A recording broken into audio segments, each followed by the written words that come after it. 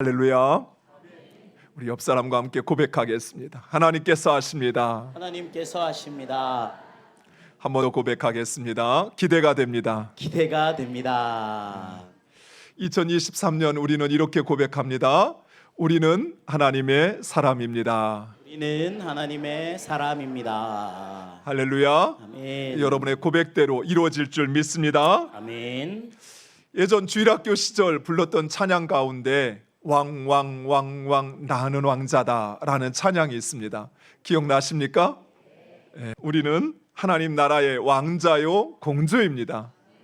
비록 우리가 어릴지라도 또 나이가 많을지라도 우리 모두는 하나님 나라의 왕자요 공주입니다.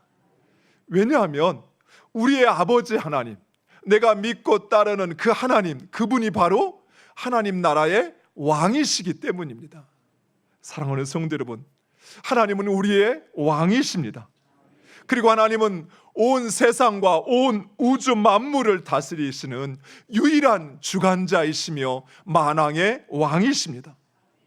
따라서 우리는 바로 그 하나님 나라의 왕자요 공주인 것입니다. 사랑하는 성도 여러분, 우리 아버지 하나님이 왕이십니다. 믿으십니까? 아멘. 왕자에게 자기 아버지가 왕이라고 하는 사실, 그것은 너무나도 자랑스러운 일입니다. 그렇죠.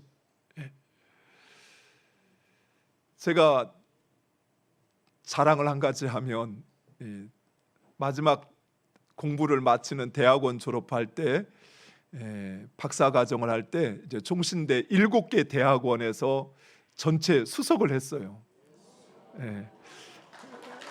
박수 안 치셔도 됩니다. 저에게도 되게 자랑스러운 일이었지만, 제가 이제 아마 전체 수석을 하신 분들은 아실 거예요. 여러분 다 아시죠? 전체 수석을 하면 학생들을 대표해서 이사장상을 받습니다. 그렇죠? 졸업식 날 제가 총신을 20년을 다녔어요. 대학 때 신대원, 그리고 사회복지 석사, 그리고 박사까지 20년을 학교를 다녔는데, 20년을 마치고 졸업할 때 이 강당 맨 앞에 강단에서 전체 수석 이렇게 상을 받는데, 저 뒤에 저희 아버지가 당시 살아 계셨어요. 2층에서 아버지 어머니가 이렇게 지켜보시는데 얼마나 자랑스러울까요? 아마 예식이 아니었으면 저게 바로 우리 아들이라고, 저기 앞에 상 받고 있는 게 내 아들이라고 그렇게 자랑하지 않았을까요? 사랑하는 성도 여러분, 이런 것은 아무것도 아닙니다. 하나님이 우리 왕이시라고 하는 이 사실 앞에 우리는 너무나도 자랑스럽고, 그리고 우리가 그 하나님의 왕자라고 하는 것은 이 세상 그 무엇과도 바꿀 수 없는 특권인 것입니다. 여러분이 바로 왕이신 하나님의 자녀요, 하나님의 왕자요 공주임을 기억하시면서 왕의 자녀답게 살아가는 여러분 되시기를 축복합니다. 아멘. 히브리어로 왕이라는 말은 멜렉이라고 합니다. 성경에 보면 이 멜렉이라는 말을 사용한 이름들이 있죠. 아비멜렉, 이 말은 나의 아버지는 왕이십니다. 에비멜렉, 나는 하나님의 왕의 종입니다 라는 의미입니다. 그런데 이 멜렉과 동일한 어근을 사용하는 단어 가운데 몰렉이라고 하는 단어가 있습니다. 이 몰렉은 당시 암몬 자손들이 섬기던 신의 이름이며, 그 뜻은 바로 사람의 생명을 삼키는 귀신, 사람을 잡아먹는 귀신이라는 의미를 가지고 있습니다. 그런데 이스라엘 왕정 시대에 멜렉이 몰렉으로 둔갑하는 일들이 자주 일어나곤 했습니다. 무슨 말인고 하니, 백성들의 안정과 그리고 국가를 지키고 국가를 번영시켜야 할 왕이 도리어 백성들을 착취하고 억압하며 그들의 재산과 생명을 빼앗는 몰렉이 되어버린 것입니다. 실제로 이스라엘 역대 왕들 가운데는 대부분의 왕들이 멜렉이 아닌 몰렉의 삶을 살았던 것을 볼 수 있습니다. 그 대표적인 사람이 바로 히스기야 왕, 선하여 하나님 앞에 정직한 왕이라 인정받았던 히스기야의 아들 므낫셋 왕이 그랬습니다. 이 므낫셋 왕은 심지어 자기의 아들을 이 몰렉이라고 하는 신에게 제물로 드리는 일도 서슴지 않았던 것입니다. 그러나 우리 하나님, 우리의 왕이 되시는 하나님, 그 하나님은 자기 백성을 사랑하시어 그들을 지키시고 보호하실 뿐만 아니라 반드시 그들을 구원하시는 왕이십니다. 왕이신 하나님은 결코 자기 백성을 포기하지 않으십니다. 뿐만 아니라 하나님은 자기 백성들의 그 원수와 대적들 가운데서도 그들을 구원하시는 진정한 왕이신 것입니다. 예전에 이병헌이라고 하는 배우가 주연했던 광해 왕이 된 남자라는 영화가 있었습니다. 여기에서 이병헌이라는 배우는 왕과 그리고 왕과 닮아 왕의 역할을 대신하는 하선이라고 하는 이 두 가지 역할을 다 했었습니다. 이 하선이 왕을 대신하여 왕의 자리에 앉아 있는데 마침 명나라가 우리나라에 요청을 한 것입니다. 금은보화를 요청하고 또 많은 곡식들을 요청하고 그것뿐만 아니라 자신들의 그 싸움에 군사 2만 명을 보내달라는 요청을 한 것이에요. 그런데 자신의 안위에만 관심이 있었던 이 신하들은 이 명의 요청을 수락해 주어야 한다라고 말을 하는 것입니다. 그러자 이 하선이 그 신하들의 말에 화를 내면서 이렇게 이야기합니다. 제가 최대한 이병헌 배우하고 똑같이 임금이라면 백성이 지압이라 부르는 왕이라면 내 그들을 살려야겠소. 그들이 죽고 못 사는 사대에보다 내 나라 내 백성이 역갑절 백갑절 더 소중하오. 비슷했습니까? 이 장면을 보는데 정말 시원했어요. 또 한편으로는 눈시울이 젖었어요. 왜 우리나라에는 진정 저런 왕이, 저런 지도자가 없을까? 자신의 안위보다 백성을 더 소중히 여기는 그런 왕이 우리나라에 과연 있을까 하는 생각을 했습니다. 이처럼 세상의 왕은 백성들보다 자신의 안위가 더 중요합니다. 설령 백성을 지키려고 한다 할지라도 왕은 백성을 지킬 수 없습니다. 그러나 우리의 왕이신 하나님, 그 하나님은 자신보다 백성들을 더 사랑할 뿐만 아니라 자기 백성을 반드시 구원하시는 왕이십니다. 요셉이 예굽의 총리로 가자 그 요셉을 따라 이스라엘의 후손들이 예굽에 정착하게 됩니다. 그런데 요셉이 죽자 그만 이스라엘 백성들은 예굽의 노예로 전락했습니다. 430년 동안 그들은 자신의 삶의 터전도 없이 예굽의 노예로 살아야 했습니다. 하나님께서 그들의 고통과 시름을 들으시고 그들을 구원하시기 위하여 모세를 보내어 백성들을 보내달라 요청합니다. 하지만 애굽의 왕 바로는 이스라엘 백성들을 순순히 내어줄 생각이 없었습니다. 심지어 백성들조차도 이미 노예 근성에 젖어서 자유라고는 꿈꿔보지도 않았던 것입니다. 하지만 하나님, 그 하나님은 200만이 넘는 그 이스라엘 백성들의 털끝 하나도 상하지 않고 그들을 구원하셨습니다. 뿐만 아니라 하나님은 애굽 사람들로 은혜를 입게 하시어서 각종 음금과 폐물과 그리고 각종 의복을 얻게 하시어 출애굽하게 하신 것입니다. 이처럼 하나님은 반드시 자기 백성을 구원하시는 왕이십니다.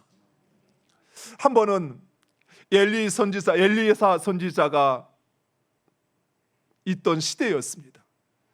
아람 왕이 북이스라엘을 침입하려고 하는데 계획만 세우면 그것을 엘리사가 얻지 않았는지 그것을 알고는 미리 대비해서 북이스라엘을 침략할 수 없었습니다. 그러자 아람 왕은 혹시 우리나라에 첩자가 있는 것이 아니냐, 그래서 그 첩자가 엘리사에게 이 모든 계획을 알려주는 거 아니냐라고 생각했습니다. 하지만 첩자가 없었습니다. 하나님께서 엘리사에게 그 모든 계획을 알게 하시는 것이었어요. 그러자 아람 왕은 수많은 병사와 그리고 병마를 보내서 이 엘리사가 있던 그 도담성을 에워싸게 됩니다. 그리고 그 모습을 엘리사의 사환이 보고는 엘리사에게 이렇게 말합니다. 선생님, 큰일 났습니다. 우리는 어찌하면 좋습니까? 엘리사의 사환은 자신의 눈에 보이는 그 아람의 수많은 군사와 병마로 인하여 벌벌 두려워 떨었던 것입니다. 그러자 엘리사가 이 사환을 진정시키며 이렇게 권면합니다. 열왕기상 6장 16절, 우리 화면을 보고 함께 읽겠습니다. 대답하되 두려워하지 말라.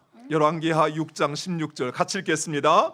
대답하되 두려워하지 말라. 우리와 함께한 자가 그들과 함께한 자보다 많으니라 하고. 아멘. 그리고 하나님께 간구하여 그 사환의 눈을 열어 산을 보게 하자 이 사환은 하나님께서 엘리사를 보호하시기 위하여 보내신 수만의 불병거와 불말이 둘러싸여 엘리사를 지키고 있음을 보게 되었습니다. 사랑하는 성도 여러분, 이처럼 우리 하나님은 언제나 어떤 상황 속에서나 그의 백성을 지키시고 구원하시는 하나님이십니다. 우리 하나님은 힘이 없어 그 백성을 구원하지 못할 그런 왕이 아닙니다. 조선시대 우리의 왕처럼 백성을 지키고 싶어도 외세에 또 명예에 의해서 어쩔 수 없이 백성을 본모로 자신의 왕자까지도 내어주어야 하는 힘없는 그런 왕이 아니라는 것입니다. 또한 우리 하나님은 지혜가 없어 그 백성들의 상황을 바꾸지 못하시는 그런 왕이 아니십니다. 우리 하나님은 그 힘과 지혜로 그 어떤 상황 속에서도 위기 속에서도 그 백성을 구원하십니다. 그렇다면 이처럼 우리의 왕이 되신 하나님, 이 하나님을 우리는 어떻게 섬겨야 할까요? 그 첫 번째, 왕이신 하나님을 섬기는 자들은 오직 그 하나님만을 의지해야 합니다. 시편 84편 3절 말씀, 우리 화면을 보고 함께 읽겠습니다. 나의 왕 나의 하나님 만군의 여호와여, 주의 제단에서 참새도 제 집을 얻고 제비도 새끼들 보금자리를 얻었나이다. 아멘. 우리 하나님, 온 우주와 만물의 왕이신 하나님은 온 세상을 다스릴 뿐만 아니라 세상 모든 만물은 왕이신 하나님의 통치를 받으며 그 다스림 속에 살아가고 있습니다. 참새도 하나님의 왕궁에 집을 얻고 제비도 새끼들 보금자리를 그 하나님에게 얻는 것입니다. 들풀도 하나님의 돌보심을 받고, 그리고 들에 핀 백합화도 그 하나님의 대지에 뿌리를 내리고, 그리고 사슴도 하나님의 냇가에서 목을 축입니다.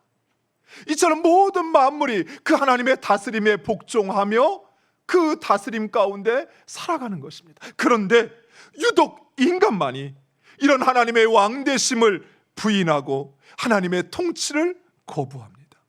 그래서 자신이 주인이 되어 제 갈 길을 고집하며 살아가는 것입니다. 이솝 5화 중에 나오는 이야기입니다. 고집이 무척 센 나귀가 있었습니다.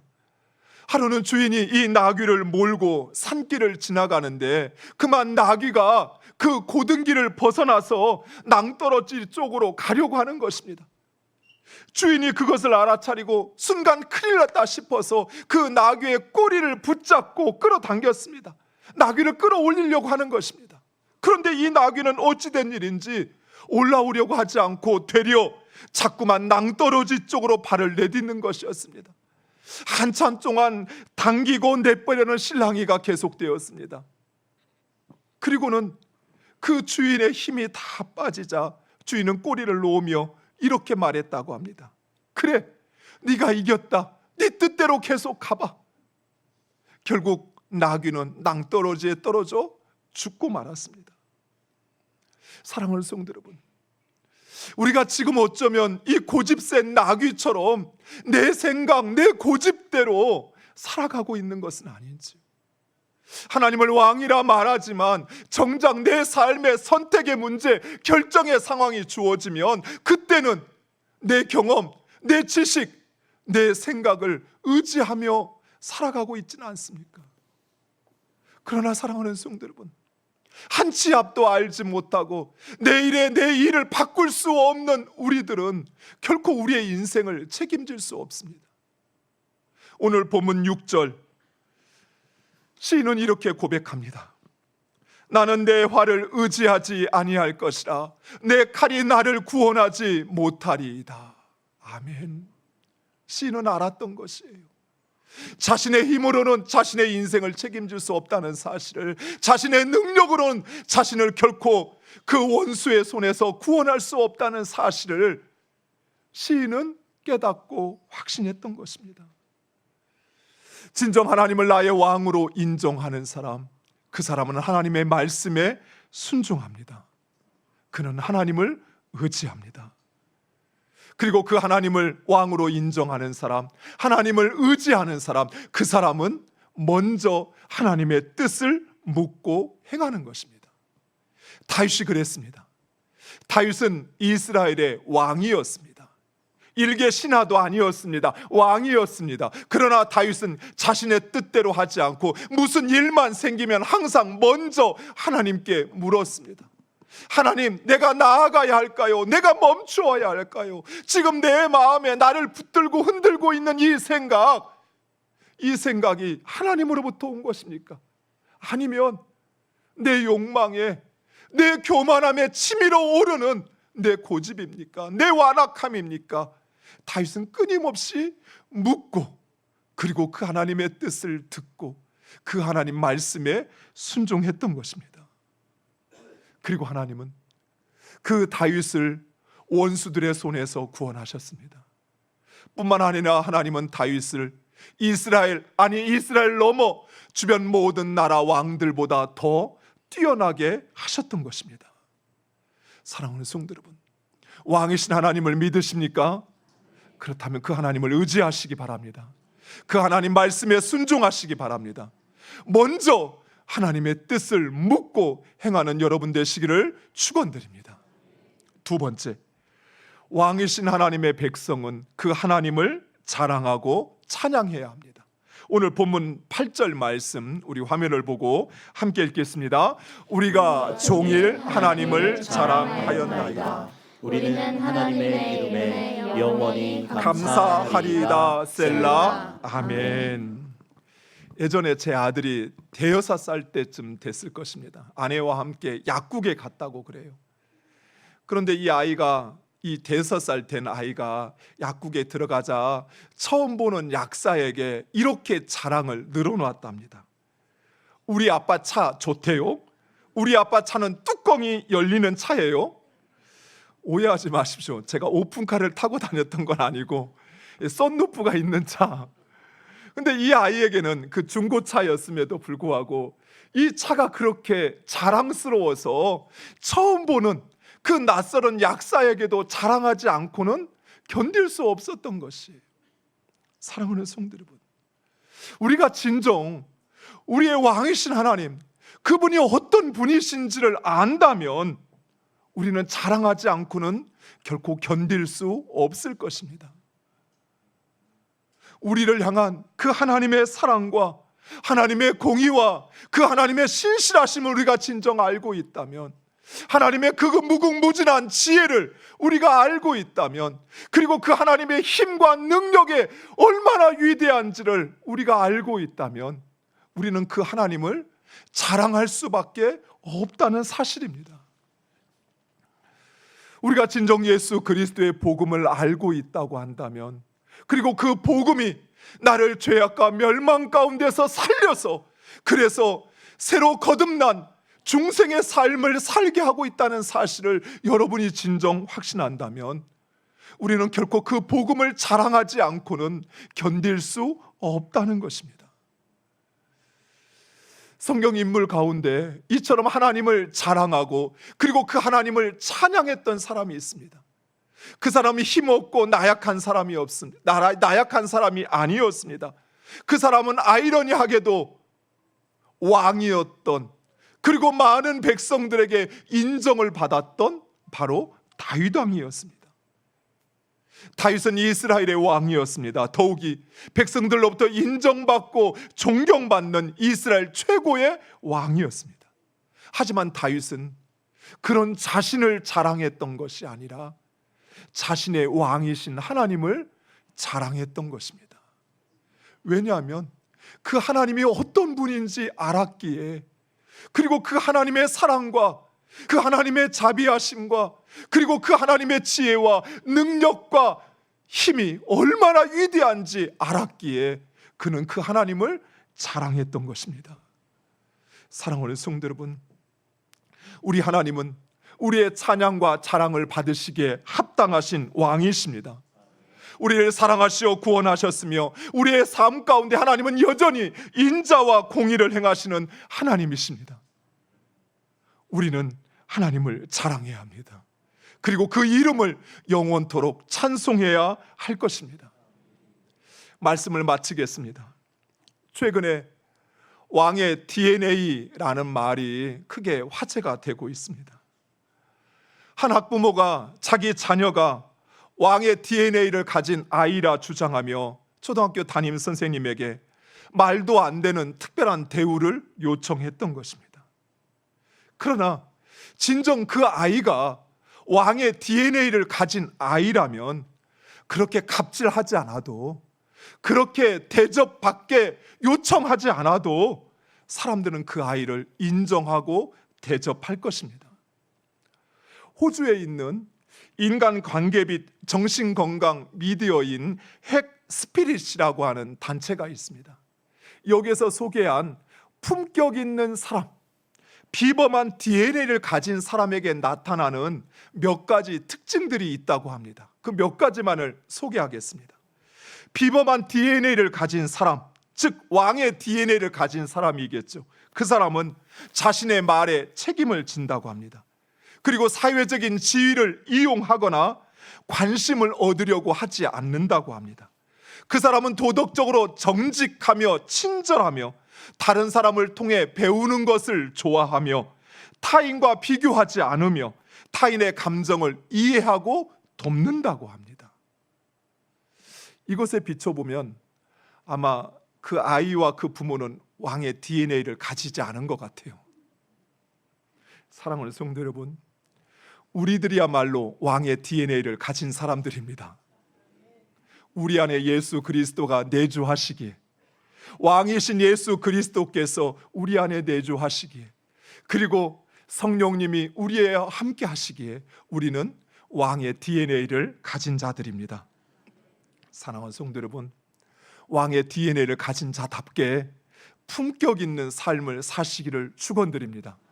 먼저 하나님 의지하시기 바랍니다. 그리고 왕이신 하나님을 자랑하고 찬양하는 여러분 되시길 축원드립니다. 그리고 왕의 DNA를 가진 자답게 자신의 말에 책임을 지고 자신의 지위나 힘을 이용하려기보다는 오히려 그것을 통해 다른 사람을 섬기고 정직하고 친절하며 그리고 다른 사람을 통해 배우시기 바랍니다. 타인과 비교하지 않으며 그리고 타인의 감정과 생각을 이해하고 존중할 줄 아는 여러분 되시기를, 그래서 세상이 우리의 말과 행위를 통해 우리 안에 있는 그 하나님 증거되기를 간절히 축원드립니다. 기도하겠습니다. 하나님,